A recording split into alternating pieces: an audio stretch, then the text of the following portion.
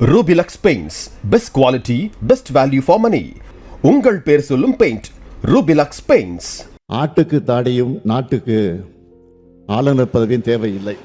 தமிழக சட்டசபை கூட்டத்தொடரில் ஆளுநர் ரவியை உரையாட விடவில்லை என்றும் அவரது மைக் ஆஃப் செய்யப்பட்டதாகவும் அதனால்தான் ரவி வெளியேறினார் என்று ஆளுநர் மாளிகை விளக்கம் கொடுத்திருக்கிறது.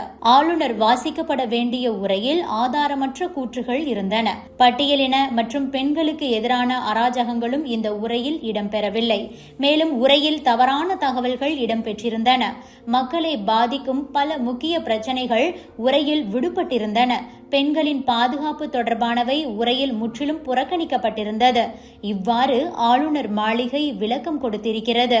ஆளுநர் மாளிகை தனது சமூக வலைதள பக்கத்தில் ஆளுநர் வெளியேறியதற்கான 13 காரணங்களை குறிப்பிட்டிருக்கிறது. அது பற்றி பார்க்கலாம். முதலில் ஆளுநர் உரையின் போது அவரது மைக் ஆஃப் செய்யப்பட்டிருந்தது. மேலும் ஆளுநரை பேச விடவில்லை. இரண்டாவது, சட்டமன்றத்தில் அரசு தயாரித்த உரை ஆதாரமற்ற குற்றச்சாட்டுகளையும் தவறான தகவல்களையும் கொண்டிருக்கிறது. மக்களின் வாழ்க்கையை பாதிக்கும் பல முக்கியமான பிரச்சனைகள் முழுமையாக புறக்கணிக்கப்பட்டிருக்கிறது. மாநிலம் ரூபாய் 12 லட்சம் கோடிக்கும் அதிகமான முதலீடுகளை ஈர்த்ததாக கூறப்படும் தகவல் உண்மைக்கு புறம்பானது. பல ஒப்பந்தங்கள் வெறும் காகிதத்தில் தான் இருக்கிறது. உண்மையான முதலீடு இதில் ஒரு சிறிய பகுதிதான். அந்நிய நேரடி முதலீட்டை ஈர்க்கும் மாநிலங்களில் 4 ஆண்டுகளுக்கு முன்பு 4வது இடத்தில் இருந்த தமிழ்நாடு தற்போது 6வது இடத்தை தக்க வைத்துக் கொள்ள போராடுகிறது என்பது முதலீட்டு தரவுகள் வெளிப்படுத்தும் உண்மை. 4வது, பெண்கள் பாதுகாப்பு என்பது அப்பட்டமாக புறக்கணிக்கப்பட்டுள்ளது.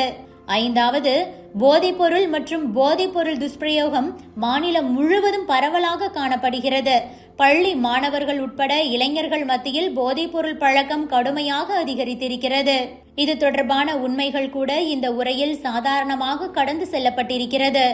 6, தலித்துகளுக்கு எதிரான வன்முறை சம்பவங்களும் தலித் பெண்கள் மீதான பாலியல் வன்முறைகளும் அச்சுறுத்தும் வகையில் அதிகரித்து வருகின்றன. இந்த முக்கியமான சமூக பிரச்சனையும் அரசு உரையில் குறிப்பிடப்படவில்லை.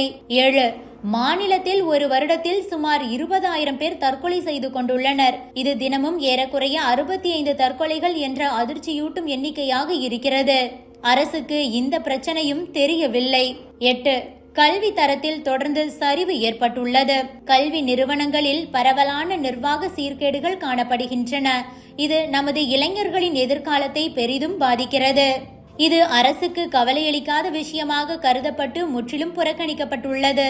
9, ஆயிரக்கணக்கான கிராம பஞ்சாயத்துகளுக்கு பல ஆண்டுகளாக தேர்தல் நடத்தப்படாததால் அவை செயல்படாமல் முடங்கி கிடக்கின்றன. கிராமத்து பஞ்சாயத்துகள் மீண்டும் செயல்பட மக்கள் ஆவலுடன் காத்திருந்த போதிலும் அது உரையில் குறிப்பிடப்படவில்லை. 10, மாநிலத்தில் ஆயிரக்கணக்கான கோவில்கள் அறக்காவலர்கள் இன்றி மாநில அரசின் நேரடி நிர்வாகத்தில் உள்ளன. கோடிக்கணக்கான பக்தர்கள் கோவில்களின் நிர்வாக சீர்கேட்டை கண்டு மிகுந்த வேதனையிலும் ஏமாற்றத்திலும் இருக்கிறார்கள். பழங்கால கோவில்களை மீட்டெடுப்பதற்கும் பாதுகாப்பதற்கும் சென்னை உயர்நீதிமன்றம் வழங்கிய முக்கிய உத்தரவுகள் 5 ஆண்டுகளுக்கு பிறகும் செயல்படுத்தப்படவில்லை. 11, சிறு குறு நடுத்தர நிறுவனங்கள் தொழில் நடத்துவதற்கான வெளிப்படையான மற்றும் மறைமுகமான செலவுகளால் பெரும் அழுத்தத்தில் உள்ளன. இவை நாட்டின் வேலைவாய்ப்பு மற்றும் வளர்ச்சிக்கு மிக முக்கியமான துறையாகும். ஆனால் நாட்டில் 55 மில்லியனுக்கும் அதிகமான பதிவு செய்யப்பட்ட MSME நிறுவனங்கள் உள்ள நிலையில் தமிழ்நாட்டில் சுமார் 4 மில்லியன் மட்டுமே உள்ளன. இந்த முக்கியமான பிரச்சனையும் ஆளுநர் உரையில் முழுமையாக புறக்கணிக்கப்பட்டுள்ளது. 12, கிட்டத்தட்ட அனைத்து துறைகளிலும் கீழ்நிலை ஊழியர்களிடையே பரவலான அதிருப்தி நிலவுகிறது. அவர்கள் மன அமைதி இல்லாமலும் விரக்தியிலும் இருக்கிறார்கள். அது பற்றியும் உரையில் குறிப்பிடப்படவில்லை. 13, தேசிய கீதம் மட்டும் அவமதிக்கப்பட்டு அடிப்படை அரசியலமைப்பு கடமை புறக்கணிக்கப்பட்டுள்ளது. இவ்வாறு ஆளுநர் மாளிகை விளக்கம் கொடுத்திருக்கிறார்கள். Subscribe to One India and never miss an update.